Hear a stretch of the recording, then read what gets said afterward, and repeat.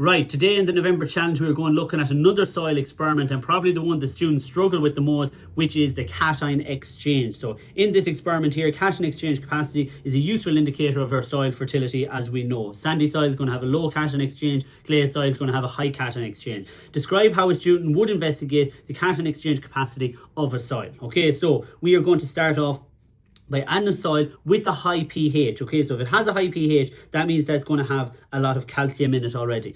2 filter paper and a funnel with a clean, dry beaker placed underneath. Okay, on to the next step, we are going to add our first chemical. Okay, so our first chemical that we're going to add here is we're going to add our potassium chloride. So the idea of this is that we want to replace the calcium that's in our soil with potassium ions. We're adding our potassium chloride, or KCl, drop by drop to the soil, and we're going to collect the leachate that filters through into the beaker. Okay, what are we going to do next? We're going to test the leachate for the presence of calcium. Okay, and how are we going to do that? We're going to use our second chemical, which is ammonium oxalate. That is the hardest part of this experiment. We add potassium chloride to the soil, and then we test the leachate that comes down after for calcium using ammonium oxalate.